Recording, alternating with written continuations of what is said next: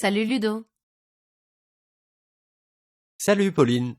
Je suis en train de préparer une conduite qui sera protégée cathodiquement. Et je me demande si une fois installé le courant de protection cathodique de cette section ne viendra pas influencer le côté non protégé de la conduite au-delà du raccord isolant. C'est une bonne question une fois de plus. Voyons sur un schéma ce qu'il se passera une fois ta conduite installée. On a d'un côté la conduite protégée, de l'autre la conduite non protégée, et le tout est relié par un raccord isolant. Si le fluide circulant dans ta conduite est conducteur, alors le courant circulera à travers l'électrolyte pour contourner le raccord isolant. Ok, donc il me suffit de mettre un revêtement isolant à l'intérieur de la canalisation pour éviter le passage du courant d'un côté à l'autre. En effet, c'est ce qu'il faut faire. Grâce à ce revêtement isolant, le courant va devoir traverser une grande longueur d'électrolyte. L'électrolyte agira comme une résistance, réduisant ainsi l'intensité du courant.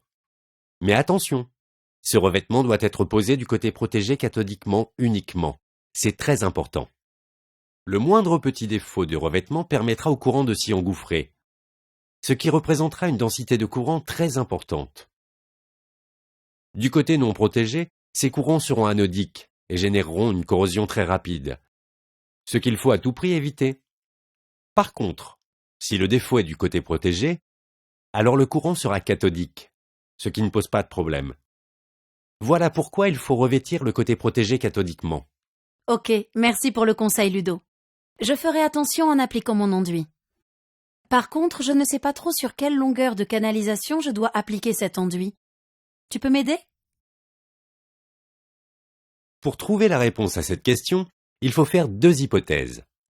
La première, c'est qu'on considère l'isolation efficace si le courant résiduel est inférieur à 1 mA. La seconde hypothèse concerne l'élément qui va conduire ce courant. Une fois que tu auras appliqué ton enduit sur la surface interne de la canalisation, le courant n'aura pas d'autre choix que de circuler à travers l'électrolyte. Cet électrolyte est donc un peu comme un câble électrique dont on connaît la section. C'est la section intérieure de la canalisation.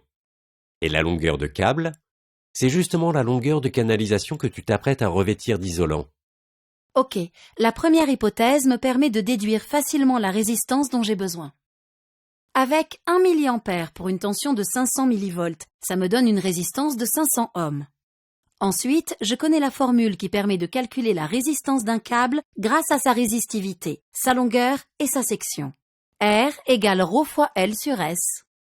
Donc je peux en déduire L avec tous les autres paramètres.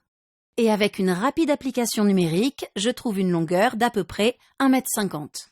Cela veut donc dire qu'il faut que je dispose du revêtement isolant sur une longueur d'au moins 1,50 m pour assurer l'isolation entre mes deux sections de conduite. N'est-ce pas Ludo ? C'est bien ça. Bravo Pauline.